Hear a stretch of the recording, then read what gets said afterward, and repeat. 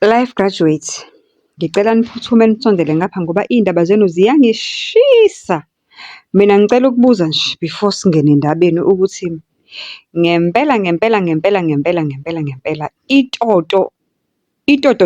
itoto nje iyodwa, ingaxutshwe nalutho. Nifuna ukungitshela ukuthi itotolozi ingenza umuntu wesifazane ukuthi ahambe anqamule amazwe noma ahambe ayokhendla la azofike akuthole khona umuthi ozothi indoda yakhe uma ilale yahamba nje yayothi cobho ku-Anele, yahamba nje yayothi cobho kuMbali, loyo Mbali loyo uzophenduka isalukazi esidala esibukeka sengazi ukuthi sina-95. Hello, sanibonani, Dumelang, igama uZandi, isibongo umfeka umalwandle lo, lwandle kalula lwezibhekane zonihambela le kude phezulu.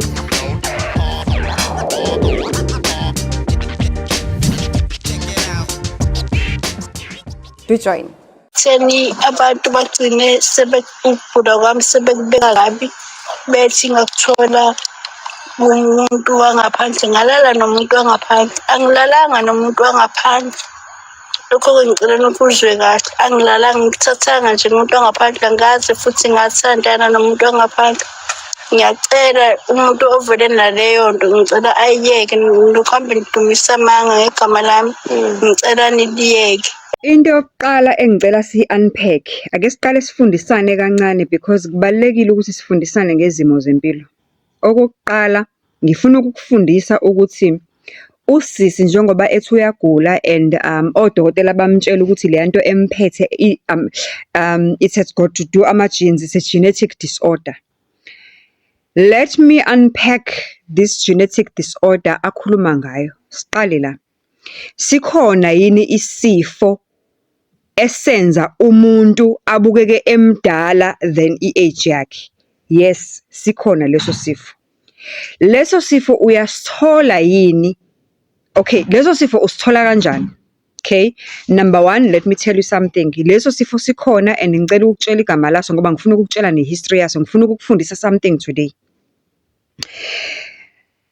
Leso sifo leso sibizwa nge-Hutchinson Gilford progeria syndrome. Okay? Lesifo lesi uzalwa naso. Okay? Uzalwa nayo iprogeria. Mawuzalwa nayo kusho ukuthi at an earlier age, mhlambe before you turn 1, mhlambe before you turn 6 months, doctors can already see ukuthi there is something wrong ngawe noma ngomntwana wakho. Kuza kanjani ke ibizwe ngale syndrome? Ilide leli gama hitches, but let's just say iprogeria nje igama lesifo. The reason ibizwa nge-syndrome inaleli gama elide engilibizile, ethi ngiliphinde ngilibize i-Hutchinson Gilford progeria syndrome. The reason ibizwa ngaleli gama, there was this family.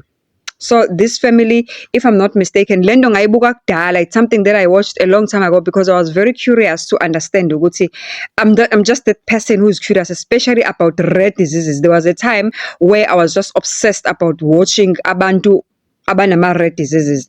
And I came across this video on YouTube. I think, if I'm not mistaken, the same thing is also a movie somewhere. This family, Leaga Hutchinson, I think it's based in USA. So they had a problem. But umntwana umama maka pregnant, it seemed like everything was just fine.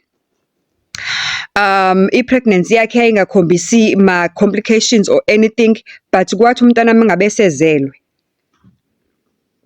Kwathi umntwana mangabe sezelwe, few months down the line umntwana ezelwe kwabonakala ukuthi umntwana ubukeka, isikhumba sakhe, angithi siyazi ukuthi ingane mayizalwa isuke isikhumba si-light and very fine because isuke kade sesiswini semanzini.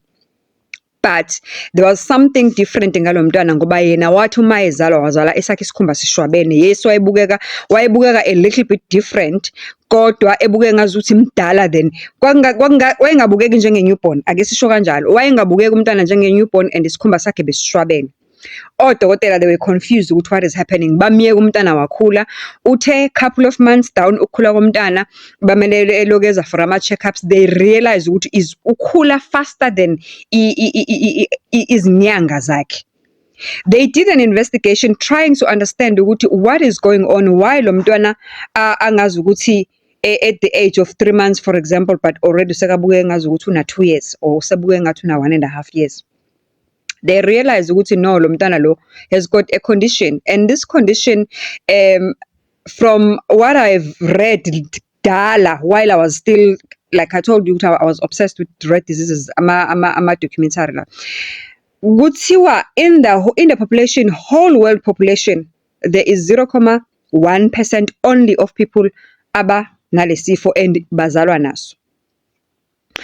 And secondly, before lesi sifo leso, you don't even reach the age of 21 ungabe uzalwe unaso, because when you reach it an age of 21 wena already kusho usubuke ngazi ukuthi una 100, so automatically, and vele sihlasela it's a genetic disorder to a point ukuthi even ngisho ama cells wakho, ngithi siyazi nama white cells kunama red cells, I don't want to dwell in that, kodwa those cells are meant to do umsebenzi emzimbeni wakho ukuthi akuvikele mawugula, mawuhlephuka, akuphinde isikhumba sizi repair and everything like that. So those so mangabe une progeria, you have a problem yokuthi ama genes akhe ahlaseleka, kuhlaseleke nama cells, ube nje nama disorders amaningi, so okusho ukuthi automatically umzimba whatever it is enduring at the time awusakwazi ukuzivikela from yona. Okay, so 2 points that I've taught you. It's a rare disease, uzalwa nayo, and it's hlasela ama genes, hlasela nama cells. So kahle kahle nje siya destroy nje to a point ukuthi ugcina usuguliswa izifo zabantu vele abadala mangabe unaloso sifo leso. Amathamba ababhlungu siyazazi mose izifo ezigulisa abantu abadala. Okay, sivale leyo part, sidlulele on another section engifuna ukuthi we understand kahle ke manje. Usisi uthi yena lesifo usithole ese over 31. Right? Se over 31 uba nalesifo. And uthi lesifo usithole emveni kokulala nabhutithizeni ala olale naye kanye and then waseyamdamba. Leyo angifuni nokuyi entertainer because abafana kudala bayishaya ipussy heist. Upsisi nje bamshaya ipussy heist akukona ukuthi umfana lo alala naye wamfakela lonto waseLimpopo. There are two things that could be happening here. Kunokwenzeka ukuthi there are developments with progeria. Mhlawumbe sekuyenzeka ukuthi umuntu asithole noma esemdala, and vele njengoba yena sesithole esemdala, there is a high possibility ukuthi sizomsheshisa ngoba angithi simthole esemdala. That is angisho siya assume. It's my thinking ukuthi it could be that. And secondly, usisi uthi ubahambile odokotela waphume ngena bamtshela ukuthi it's a genetic disorder kwathini wakhathala endleleni. Very very wrong. Ukhathazwa yini ugula? Ngoba mawugula you research about isifo esikuphethe, uyafuna ukwazi ukuthi uba nomunye waba naso, uyafuna ukunderstand ukuthi uzosizakala kanjani. You try and even find foundations out there. Kunama foundations who are like Cancer Foundation, let me put it that way. Cancer Foundation is there for abantu abane cancer. Why didn't they try to get information for her ukuthi lesifa naso, ngoba even though si rare abantu abanaso abazalwa naso bebancane, but sikhona, siyaziwa siyinto ekhona. Why bengamzamelanga ukumtholela information? Yazi abantu kungizwisa ubuhlungu ukuthi abantu bakithi could die because of lack of knowledge. Ikhona ifoundation ebhekelela lesa sifo. La eSouth Africa ngiyakhumbula there was a girl, umama wakhe amthatha nje amfaka ku-social media, and why under that foundation babemsupporta with everything because isifo sakhona siqhamuka nama complications amaningi vele nje. U-Onkabetse, unfortunately I don't remember his surname ka-Onkabetse, but u-Onkabetse was the very very first person in South Africa ukuzalwa naloso sifo, was the very very first child eyazalwa inaloso sifo leso. Uma uya TikTok ufike ufuna untonto, just type nje ntonto, who is older than her age. Just type Ntonto older than her age. Untonto, you'll find Untonto. I think Untonto South Africa is the second, if not third, but in South Africa as a whole, mhlambe ba less than 5 abantu abazalwe naso lesi sifo. Ntonto abantu bayamthanda, is vibrant, is live, ufani, uyachaza ukuthi njengoba ebukeka emdala nje, hayi ngoba emdala uyagula, uguliswa yini and everything. Even ngisho TikTok unayo le information and abamfunelanga usisi le information. Mhlawumbe sekuyi-outbreak ukuthi lesifo usuyakwazi usithola usumdala. Ingqondo yami, as much as siphila emhlabeni omnyama thu ogqoke itunic kaSarafina, as much as sibona izinto ezihambisana nezithwalo nani abantu besibhalela sizwa izindaba ezinyandisayo, but ingqondo yami iyafuna ukwala ukuthi usisi ngimvumele mengabe ethi it's because walala naloya muntu. And ngiya-understand ukuthi kushiso yini. It's because engqondweni yakho usefake kakhulu lezi zinto azitshelwa abantu ababonayo. Uyabona abantu abahlolayo, they are very special. Those people basebenza imali. Okokuqala moya emntwini ohlolayo ukungekho lutho e-wrong ngawe, uvele uye nje kena wazi kahle ukuthi bokuba test, just go there, kungekho lutho nje wrong ngaye, hambe emntwini obonayo. Ungaguli, ungenayo inkinga, uhambe nje uthi hayi ngizo-check izinto zami, ufike usho nje uzo-check izinto zakho. Ungibuze ungiphala ulimi ukuthi lo muntu lo yekuyena uzokutshela yena ukuthi hayi angiboni lutho, yonke into yakhe ihamba kahle. Uzokutshela yena ukuthi hayi yonke into yakhe ihamba kahle, angiboni lutho. Umana aselele emangcwabeni esindwa inhlabathi ngesifuba. They will never say, but they will always find something to say. And ngendlela bachaza ngayo lapha, chaza ngazo ukuthi abayanga emntwini oyedwa ngoba they were desperate looking for answers. Baphume bengene ezangomeni ezinyangeni, ebantwini abahlolayo bebephuma bengena, bebeqeda ukuphuma bengena, loyaya uthi hayi ungenwe uthola isilwane, hayi umeqo, hayi ulale nobani.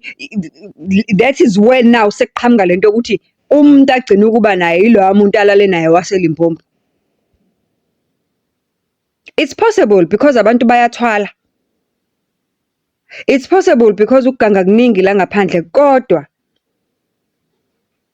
ngicabanga ukuthi if usisi nefamily yakhe ba-waste isikhathi esiningi, instead of bathole usizo la ngempela, ba-waste isikhathi esiningi nemali eningi bephuma bengene ey'nyangeni nasebantwini nasebathandazini. Baze ingqondo yakhe wa-convinced ukuthi kusho ukuthi ngempela uguliswa ukuthi ulale naloya muntu loyaya. Ewe, we've seen stories abantu belala nama-Nigerians, especially nje ama-Nigerians nje yibona esibaziyo abawongqongqoshe bama-rituals nokuthwala nani. We've seen abantu belala nabo bephuma iminenke, bephuma ofishi, bephuma yonke lento. Kodwa think about it. Usisi bayiyekile i-condition yakhe yaze ya-worse instead of bamtholele usizo oluproper, ngoba uyachaza, uyasho nalapha kwi-episode ukuthi ugcine seyeka ukuya kadokotela. Uyeka kanjani ukuya kodokotela ugula impendulo ungakoyitholi, ungena medication, ungena next, ungena into ezokusiza? Automatically mawugula ingqondo yakho is confused, is frustrated, and already njengoba umzimba wonke ucontrolwa ingqondo. Mangabe ingqondo idisturba ukuthi uphethwe into ongayazi, odokotela bathi i-rare or abayazi, vele uzogcina sowugula fast futhi yonke into emzimbeni nje wakho. Let me make you an example about me, njengoba nganenzela leya video ukuthi kuthiwa kufanele ngiye theater because they are suspecting some abnormal cells that could result into cancer later. Do you know ukuthi the following day after receiving those news, I was like sick okwangempela, uqaqamba umzimba wonke, kodwa before ngiya kadokotela ngangena lutho. Ngangakaze ngibe notho futhi vele, ngangiye nje just because ngangiyokwenza annual checkups. The moment ingqondo yakho wayitshela ukuthi ngiyagula manje, hayi uzobona, awuve uzogula. Ayikho into engeke ibe buhlungu, ngisho izinyo lizoba buhlungu, ngisho indlebe izoba buhlungu, ngisho ikhanda lizoba buhlungu, and uzozula explain ikhanda lakho ukuthi mina lami liqhuma la. Uzulu explain, usiconvince ukuthi li different because uyagula. Another thing engicela ukuthi niyazi, engicela ukunifundisa yona ukuthi, you know, in public hospitals Njengoba i-service, the whole service i-frustrated kangaka, i-congested kanje, resources are thinned. Everybody wants the service. Abantu bayagula, ziningi izifo, oshukela, cancer, ontontoni. On top of that, we've got these foreign nationals abagcwele la eSouth Africa nje ubone oMash and Mash belwa besilwela. Half of these foreign nationals who are illegal, mabegula abakwazi ukuthi baxoxe kuthiwe hambani, asikwazi ukunceda. Ngithi bebencedwa vele before kuze kungenelela abozandile with into ukuthi illegal foreigners and foreigners in general mabegula bahambe baye private hospital because they are basincintela lama resources amancane vele anawo. Do you know ukuthi if you are sick une condition odokotela that is frustrating them, that is rare, that looks complicated to treat, edinga imishini enjani, they will not treat you. That is why uye ubone mengabe soko stage 4 or cancer 3 whatever, leza stage lezi ekusuke kusekuthiwa vele they don't do anything, bavele bakufonele nje bathi wozani nizolanda umuntu wakini sicela nimnikeze uthando. Why do they do that? Hayi ngoba basuke bengeke benze lutho, ngoba lo muntu makalele e-private hospital bayamgcina, and there is something abayenza because they are profit based, bona bayazi ukuthi basuke befuna imali. Government hospitals, if you've got a complicated disease, because there is a budget abasebenza ngayo, abakwazi ukuthatha i-budget yabo and spend 75% of that budget emntwini oyedwa trying to research ukuthi lo muntu uphethwe yini, or trying to treat one person. Ngani? Ngoba i-aim yabo ukuthi kusizakale as many people as possible as they can within the system. So wena mawufika necondition ekanjalo bazokunika lokho abakunika kona kancane kodwa ekugcineni kosuku nawe, if you are going to give up on yourself, how do you give up on yourself ugula? Because bayachaza lapho ukuthi bayekile ukuye clinic. Ama-ambulance ashona phi, they should have just be calling social worker. Siqale lapho nje, ma unenkinga eziningi uyagula ngapha, ma ufika esibhedlela cela ama-social worker. Ngicela sifundiseke ngalento. This is your right as a South African. Mawugula, you are frustrated, imali ayikho, i-condition yakho into ekudrainayo emotionally and financially, unalo ilungelo ukuthi mawufika lapha esibhedlela ufike ucela ukukhuluma ne-social worker, ulichazele, ulibekele lonke udaba. Social worker liyoku-arrangela ukuthi wena mzukwane ugula, ulandwe imoto ye-state or ulandwe i-ambulance. I-social worker liyoku-arrangela ukuthi wena mzukwane ugula, kufanele ufike mhlambe ufike ulale for a day, bakubone for a day uzokwazi ukuthi uhambe uphindele emuva. Usisi ifamily yakhe imiyekelele. I even feel like ukuba basukumele izinto zikadokotela faster. Mhlawumbe odokotela they would have even ngithi odokotela bayakwazi ukuhlangana vele, bakhona odokotela othola ukuthi balapha izifo bama-centers, a certain center that deals with rare conditions, a certain center that has got different specialists, as kwazi ukuthi amanye ama-centers uthola ukuthi ama-research centers. Ukuba babelandelela into yase-clinic, mhlambe ngabe bamthatha bamsana kulowo ma-centers ukuthi-ke kwenziwe ngayo i-research. In the meantime bezobe sizakala because ekugcineni kosuku he's got a rare condition, odokotela bayazi lento emphethe. But instead bazothi hayi kuyabiza ukuye clinic, kufanele aqashe imoto. Ewe kuyabiza ukuye clinic, kufanele aqashe imoto, kodwa ekugcineni kosuku you could have got usizo. Even ngisho ikhansela lendawo liyobikelwa, kuchazwe, lichazelwe, limenzele ama-arrangements, anything would have been possible under the circumstances. And bona bamiyekelela umntwana wazo wagula waze wanje, and manje segula kwangempela because ifaka ngisho ama-pampers. Akasakwazi ukuhamba nini nakaboni nini nakakhona ukukhuluma nini niqaqamba ini njengoba bechaza lapho usesiwa la se-toilet manje. Meanwhile ukuba bebeyiphakamele lento earlier, bacoselele ukuye clinic, balichaza udaba labo, ba-explain iy'nkinga zabo, either way they were going to get usizo somehow. They were going to get usizo somehow. Ngiyanicela, uyabona uma ngabe ugula noma ugulelwa noma ubhekene nento ongayazi ukuthi iyini, iqhamukaphi, ize kanjani, don't give up on yourself until you get answers. Uhlala kanjani ekhaya uthi ngoba ubona umehluko khona nje la kade esho khona, kade embuza ubani loya lo i-host yale Thuleleni TV, where he was asking ukuthi manje esibhedlela ke wase wenze njani after utsheliwe ukuthi lesifo sakho si-attack si-genetic disorder, uthi ngayeka because bengingasizakali. Uyeka kanjani ngoba awukosizakali? Umuntu oyeka ukuya esibhedlela, umuntu oyeka ukuya esibhedlela ngoba esesizakele, uyeka kanjani? So nihlale nje endlini nomuntu azabe nje, and then later esegule wagula since 2022, and then you are going to ubhalele oThuleleni TV. Akhona ama-foundations ane-funding who are overseeing such things. That is why Onkamete was able to survive for such a long time. I even remember Onkamete, remember uThekwena, this the right condition.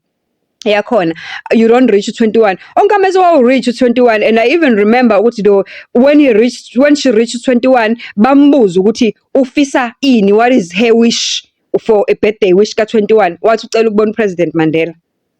Back then wayesaphila, and uNkamete angimazi noma usaphila, and because angisamboni indawo, angisaboni nje anything ngaye on the news, but story sakhe bekuyinto yakudala, I think late 90s if I'm not mistaken, late 90s or early 2000 if I'm not mistaken, wathi ucela ukubona uPresident Mandela. Onkamete nje bekamfushane ngisho nange-height emfushane ubona ukuthi mfushane ngoba mncane, kodwa ebusweni ugugile uyisalukazi completely, uphelele nje ebusalukazini, but she was healthy ngale ndlela. And umamakhe bekachaza, abizwe ezindabeni, abizwe kephi uCoverisho on media, achaza ukuthi uphila kanjani, udla kanjani, how do they make sure ukuthi akagula lale phansi. Bamyekelele lo mntana lo, ebengaba right ukuba bayicosele indaba esibhedlela, and now bazoqhamuka umntana esekanje esegule eselele phansi. Let us hope ukuthi there will be doctors who will take her under their wing and try to research ukuthi kahle lokhu okwakhe different angazalwanga nako sekuqhamuka kumina esemdala kuyini. Kodwa hayi, abantu besilisa bona bagangile, bakhathazile, bahlulile futhi babolile nje sidala. Kodwa la bhuti mina ngisola ukuthi wazishayela iphusi heist kwaqonda, mhlambe usisivele wayezogula. Mhlambe wayezogula, wayeseconfuse kusisi yilabantu abaloke bemtshela ukuthi hayi umeqo, hayi ulale nobani, hayi ulale noma. Njoba bese kusukelwa namakwerekore abantu kuthiwa walala nomuntu wangaphandle, kushiwo into engekhoyo. Ewe siyabazi bona bahluphile, they are everything embi, abaningi babo, kodwa kubona bonke phela ababi, angithi bakhona nabalungileyo. Bese kudlalwa ngekwerekore labantu, and uyena futhi umntu oconfuse abantu, omislead abantu, wathi lo sisi walala nomuntu wangaphandle, esho into engekhoyo. Ngicela ukuzwa uvo lakho, ama-comments wakho kokuqala nje, is it really possible ukuthi khona umuthi, ake sithi siwa labathandaza khuluma ngabo ukuthi uthiwe ngoba walala nalo muntu waseLimpopo, ake sithi kuthiwa ke kunjalo, ukhona umuthi okwazi ukuthi uwenze ukuthi umuntu olale nendoda yakho avela gula aphenduka isalukazi. We've heard things ukuthi uphuma izinto ngaphansi, vele abantu besifazane bayathakatha, uphihlike, ube nesidina, ube njani, kube izona zonke izinto. But ukuthi umuthi okwenza ukuthi ugugu ube yisalukazi, hey, hayi, isayensi yami yomuntu omnyama i-advance phela makunjalo. Hayi, ake ni-engage lapho down below on the comment section. Ngicela ukuzwa uvo lwenu ukuthi nithini, and on top of that ngicela sifundisane, siqwashisane, bese senza sure ukuthi unomuntu ogulayo endlini ungamyekeleli. Ikhona futhi nalento yokuthi abantu basabe istigma bebe begulelwa.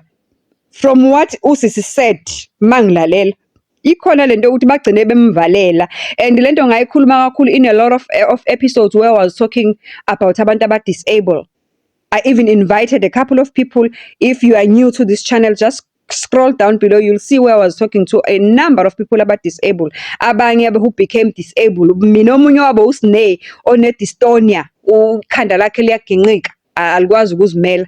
uSneh ugule ebumini nje emdala because of izimo zempilo, wavele wagula nje waphenduka wanje. I have invited uSneh.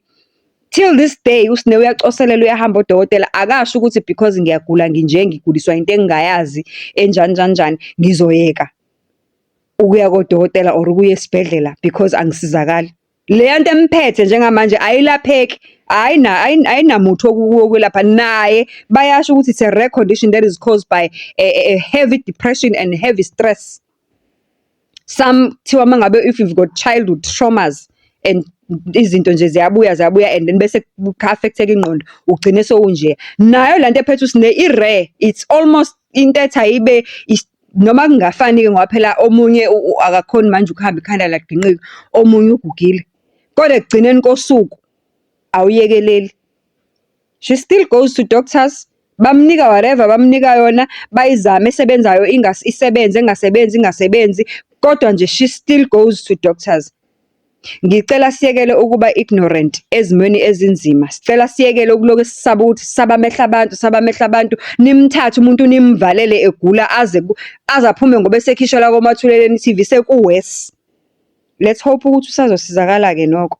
And let's hope ukuthi ke mhlambe bazohamba bayomfuna lo muntu osebe esosola ukuthi walala naye waseba nje mhlambe ikhona into azoyikhuluma mhlambe naye I don't know noma ngizothi ayaziyo kodwa yo umuthi engawudla mina ukuthi indoda yami mayilala lo munye umuntu wesifazane, lo muntu wesifazane avuke egugile utholwaphi? Hi guys, angihleki kodwa kuyahleka noma kufiwe. Kodwa ke comment down below, let me know what you think and let's raise this awareness. Ngiyaqhubeka ngiyasho, yekelani ukuvalela abantu abagulayo. Umuntu megula akangavalela akatholele usizo aze asizakala. Umuntu megula akayeke ukuhamba isibhedlela neclinic. Uhamba iclinic noma ngabuya nawo lama-Panado because we know ukuthi ka-public hospital sekwabuya nama-Panado these days. Because the system is frustrated, abantu baningi imali ayikho. Asimazi ukuthi uhulumeni uyenzani imali yethu yentela. Kodwa ekugcineni kosuku, you continue to go up until they give you a solution. Yo, yazini. Ayikho life graduate la ephila la kule channel engoke ngizwe nje ngitshela ukuthi hey mina ngofike ngiqhwabe ngempama uvalele umuntu wakini sikhona uyekela ukukhuluma abantu baku-advise uyekela ukuya esibhedlela hayi